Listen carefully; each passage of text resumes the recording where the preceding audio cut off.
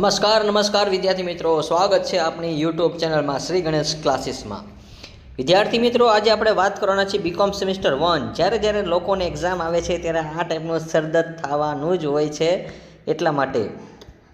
પરંતુ વિદ્યાર્થી મિત્રો ટેન્શન ન લેતા, કારણ કે તમારા માટે આપણે બીકોમ સ્ટુડન્ટ્સ માટે ટોપર્સ પ્રીમિયમ નોટ આપણે પીડીએફ અવેલેબલ કરેલી છે, જ્યાં તમને સિમ્પલ લેંગ્વેજ હોય છે, આઈએમપી સમ વિથ આન્સર પણ મળશે અને 100% એક્ઝામ ઓરિએન્ટેડ કોન્ટેન્ટ હશે। અને જો તમે આ પરચેસ કરી લેશો ત્યાર પછી તમે આવા ખુશખુશાલ થઈ જશો, કારણ કે તમને ખૂબ મજા આવશે કે આ જ ટાઈપના દાખલા તમને જ્યારે એક્ઝામ આવશે ત્યારે જોવા મળશે। પરંતુ વિદ્યાર્થી મિત્રો, હજી તમે હાલમાં નવા છો વિદ્યાર્થી મિત્રો, એટલે તમને થોડુંક એવું લાગતું હશે કે સર જે કાંઈ આઈએમપી આપશે એ ટાઈપનું હશે, પરંતુ જ્યારે એક્ઝામ આવશે અને એક્ઝામનું પેપર જશે ત્યારે યાદ આવશે કે ના, પીએમ સરના જે કાંઈ આઈએમપી સમ હતા તે જ મુજબ ક્વેશ્ચન તમને જોવા મળ્યા છે। તો 100 of BCom students already scoring high mark કરેલા છે, તો તમે રાહ ન જુઓ, ફટાફટ આ નોટ્સ મેળવી લ્યો અને હા, ડીએમ કરો અને મેળવો ઇન્સ્ટન્ટ ક્યુઆર કોડ, અને સ્ટડી તમે સ્માર્ટ બનાવો અને સ્કોર છે હાઈ કરો અને ઓવર પ્રીમિયમ નોટ્સ। તો વિદ્યાર્થી મિત્રો, આ પીડીએફ તમારે ક્યાંથી મળશે તો એ લાસ્ટમાં હું કહી દઉં છું કે ખાસ યાદ રાખજો કે જો તમે આ ચેનલ પર નવા આવેલા હોય, તમને ખબર ન હોય, તો સૌરાષ્ટ્ર યુનિવર્સિટીની નંબર 1 ચેનલ છે, ફટાફટ આ ચેનલને તમે સબસ્ક્રાઈબ કરી દો, જેથી આવનાર તમામ વિડીયોની તમને નોટિફિકેશન મળતી રહેશે। અને સાથે વિદ્યાર્થી મિત્રો, જો તમારે એસજીસીની એપ્લિકેશન ડાઉનલોડ કરવાની બાકી છે તો ફટાફટ ડિસ્ક્રિપ્શન બોક્સમાં જજો, ત્યાં એક લિંક હશે, એસજીસી નામની એપ્લિકેશન છે, જે તમે ડાઉનલોડ કરી લો અને ત્યાંથી તમને આ બધી પીડીએફ છે અવેલેબલ કરી દેવામાં આવશે।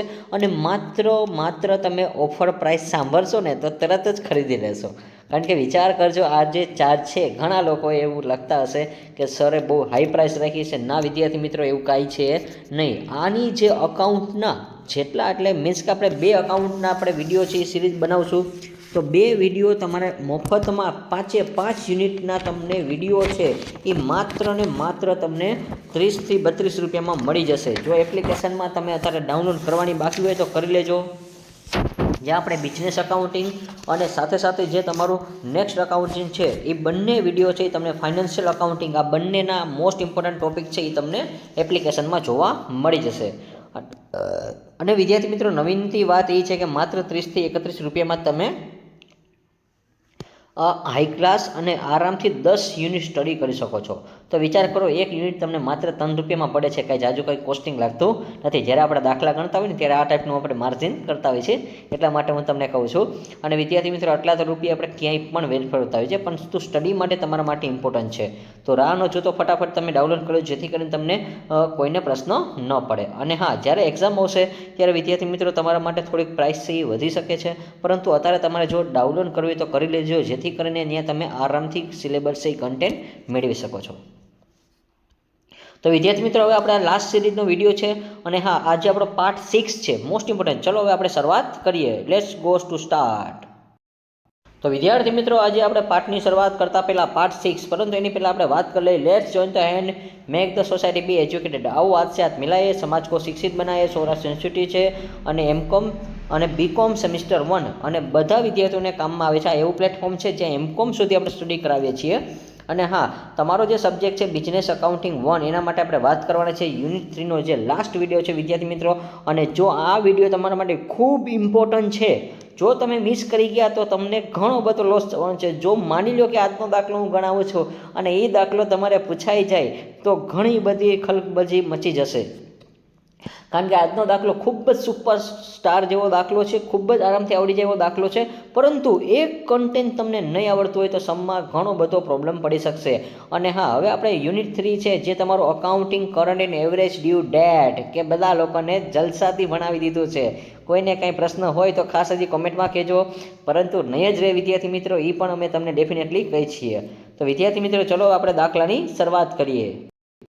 તો વિદ્યાર્થી મિત્રો, ચલો તમારી સમક્ષ આપણે છઠ્ઠો દાખલો વાત કરી હતી મેં કે જોરદાર મોસ્ટ ઇમ્પોર્ટન્ટ દાખલો છે, જો આ ટાઈપનો દાખલો પૂછાય તો ખલબલી મચ જાયેગી। ચલો देखते हैं क्या होगा। ચલો, the following the promissory notes are written on the gun. હવે જો ગન આપણે જે છે ઢીંચ્યું, બંદૂક આવી ગઈ છે આપણી પાસે। ડેટ ઓફ બિલ રિટર્ન, હવે જો આપણે કઈ તારીખથી ઊંડી લખવાનું ચાલુ કરે છે ભાઈ, તો કે 3 તારીખ છે, છઠ્ઠો મહિનો છે, એટલે કે જૂન મહિનો કહેવાશે અને જુલાઈ, તો જૂન મહિનો છે અને એક સાથે જુલાઈ મહિનો આપ્યો છે, એ નીચે આપેલો છે. ચલો, તો આ બે આપણે ગણતરી કરવાની છે અને અમાઉન્ટ તમને આપેલી છે 3 માસ, 2 માસ ને 2 માસ એવું કહી દીધું છે. પરંતુ આજના દાખલામાં નવીન શું છે વિદ્યાર્થી મિત્રો? ચલો જોઈ શકો છો કે જો અહીં લખેલું છે નોટ એન ઇમરજન્સી લીવ. હવે જો ઇમરજન્સી રજા રાખે છે, કઈ તારીખે રજા રાખે છે? તો કે જો ભાઈ તમને તારીખ આપી છે 6/9/2023. શું લખ્યું છે? 6/9/2023. ચલો, તો તમારા માટે જો નવું એ છે કે ભાઈ 6/9/2023. હવે તમે લોચે ચડવાના છો, કારણ કે અહીંયા શું કીધું છે? To the death of leader, કે કોઈ વ્યક્તિનો અકસ્મિત રીતે મૃત્યુ પામે છે. તો હવે શું કરવું? આ તમારા માટે થોડુંક નવું લાવ્યો છું કે આપણા વિદ્યાર્થીઓને કંઈ પ્રશ્ન ન પડે એટલા માટે. જો અઘરો દાખલો પૂછવો હોય તો આ ટાઈપનો દાખલો પૂછી શકે છે. અને જો તમે અહીંયા પાક્યા તારીખ, અત્યાર સુધી મેં કીધું ભાઈ 3 દિવસ એક્સ્ટ્રા ચાલવાનું, 3 દિવસ એક્સ્ટ્રા ચાલવાનું, બધા લોકોને આવડી ગયું છે, તો બધા લોકો આ જ કરશે. 6/6/2023 ડન. અને હા, હવે 3 માસ કીધા છે, જો લખ્યું છે 3 માસ, એટલે 3 માસ કરો. સીધું તમે શું કરો? 9 તારીખ અને 9મો મહિનો, સોરી તારીખ તો કઈ લેશે? તો કે તારીખ તો આ જ રહેશે, બદલશે નહીં, કારણ કે 3 દિવસ આપણે એક્સ્ટ્રા કરી દીધા છે એટલે. તો બધા લોકો અહીંયા ભૂલ શું કરશે? તો કે ભાઈ 3/6/2023. હવે આપણે 3 માસ ચડાવવાના છે. 3 માસ એટલે કે અહીંયા શું થશે? ડાયરેક્ટ 9મો મહિનો થઈ જશે. અને ઘણા લોકો શું કરશે? 6 તારીખ લખશે 2023, કારણ કે સરે શું કીધું છે? અત્યાર સુધી 3 દિવસ પ્લસ કરવાના, 3 તારીખ એટલે 4, 5 ને 6 આવું લેવાનું છે. પરંતુ વિદ્યાર્થી મિત્રો ભૂલ ન કરતા, જો અહીંયા 6/9 એક વ્યક્તિ મૃત્યુ પામે છે, એટલે જ્યારે આકસ્મિક સંજોગ હોય ને ત્યારે 4 દિવસ લઈ લેવાના. કેટલા લઈ લેવાના? 4 દિવસ લેવાના. આવું ક્યારે? જ્યારે 1 દિવસ વધારી દેવાનો, કારણ કે આપણે 6 તારીખે કોઈ મૃત્યુ પામ્યા હોય તો કાંઈ હુંડી લેવા જવાય નહીં. એટલે વિચાર કરજો કે 4 દિવસ કરવાના. કેટલા દિવસ કરવાના? 4. ખાસ યાદ રાખજો. In the if an interest 420 રૂપિયા આપેલા છે, 7.3 પર annum was the paid the late payment of the lump sum amount. These 3 bills then, જો અહીંયા લમસમ મળે છે એટલે કે એક સાથે આપણે મગાવવાની હોય છે, પરંતુ ક્યારેક છે એ ન આવી શકે, કારણ કે અકસ્માત બને છે ત્યારે. When would the lump sum amount all the bills have been paid. હવે જો અહીંયા સંદૂકે બંદૂક ઉપરથી નીચે મુજબની હુંડીઓ લખી છે. સંદૂક છે એ બંદૂક ઉપર લખે છે. હુંડી લખીની તારીખ છે 6/9/2023 છે.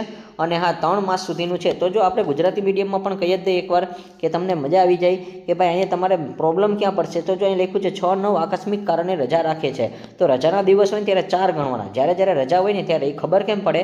તો જો અહીંયા 6 મહિનો છે અને 3 તારીખ, તો 3 તારીખ એટલે આપણે 3 દિવસ પ્લસ કરતા.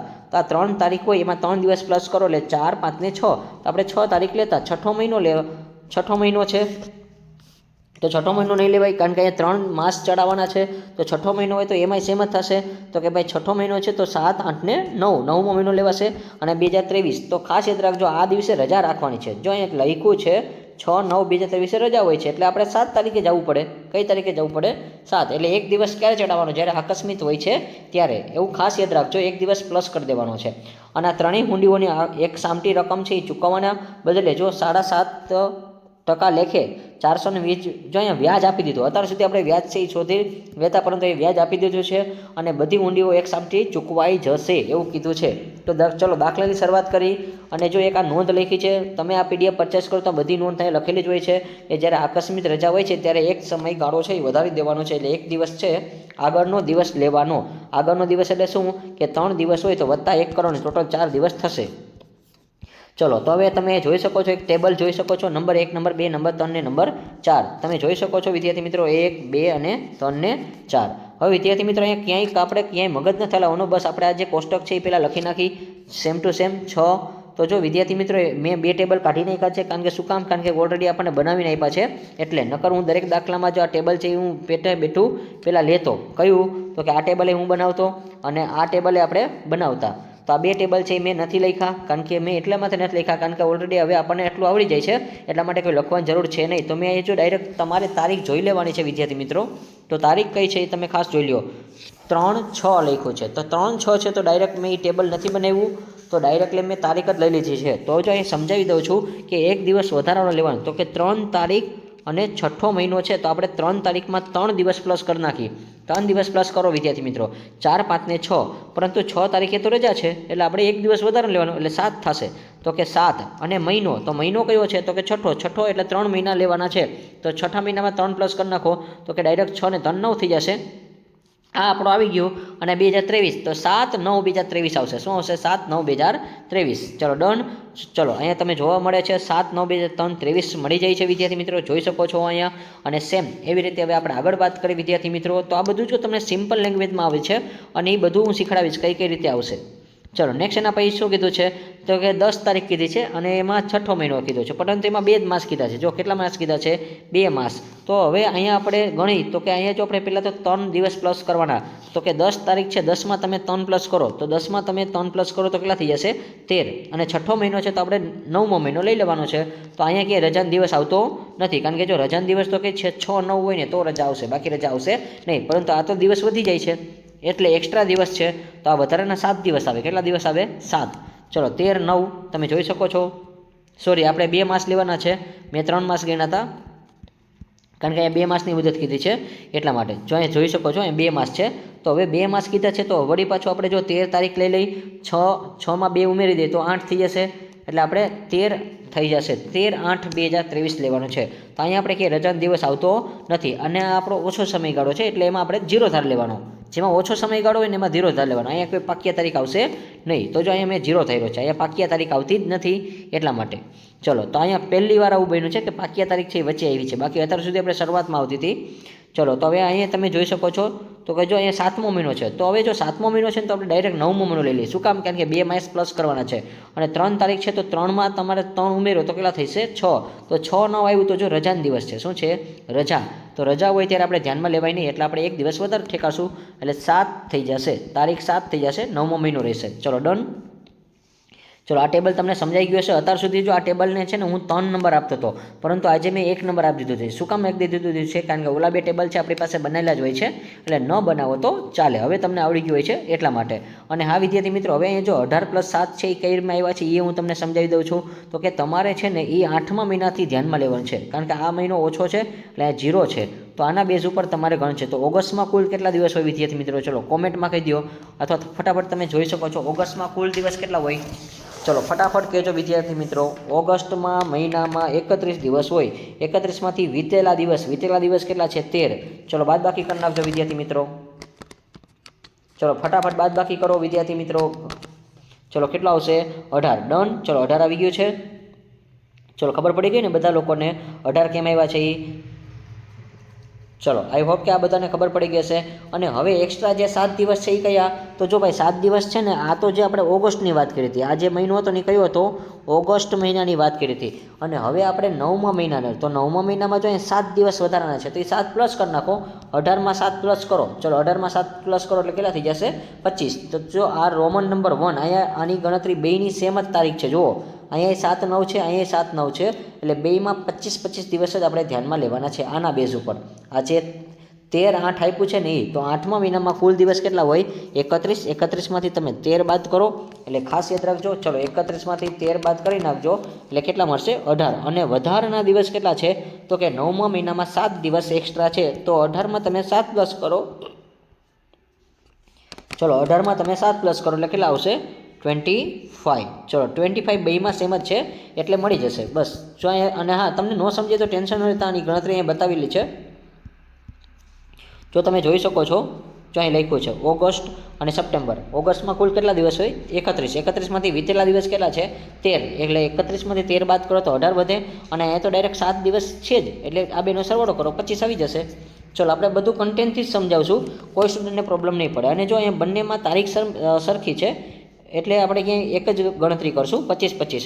હવે આ રકમમાં તમારે ગુણાકાર કરવાનો છે. તો કે જો 10,000, 14,000 ને સોરી પહેલામાં 1,000 જ છે. ચલો પહેલામાં 1,000 છે, 1,000, 14,000 અને 10,000. ચલો તો આપણે અહીંયા 1,000, 10,000 ને 14,000 મૂકી દઈ. ચલો 1, 2 અને 3. ચલો લખાઈ ગયું. હવે આ બેનો ગુણાકાર કરી નાખો વિદ્યા. ચલો ગુણાકાર કરી નાખો. 25,000 છે, સોરી 25 આવશે. 25 ગુણ્યા તમે 1000 કરશો એટલે 25,000 ડાયરેક્ટ આન્સર જ બોલી ગયો તો. ચલો આન્સર જ આવી જાય છે 25,000. ડન. અને સેમ એવી રીતે અહીંયા 2,50,000 આવશે. શું કામ? કારણ કે 1 મીંડું વધારે છે એટલા માટે. અને અહીંયા કાંઈ ગુણાકાર થશે નહીં, જીરાનો ગુણાકાર 0 જ થશે. ચલો સૂત્ર મૂકી દઈ તો કે એવરેજ ડ્યુરેશન એટલે કે સરેરાશ મુદતનું સૂત્ર શું છે? કુલ પેદાશો એટલે inventory, total inventory divided by total amount. તો 2,75,000. 2,75,000 શું કામ? કારણ કે અહીંયા સરવાળો કરવાનો છે. કોનો? તો કે 25,000 અને 2,50,000. આ બેનો સરવાળો કરો અને પછી અહીંયા તમે આનો સરવાળો કરો.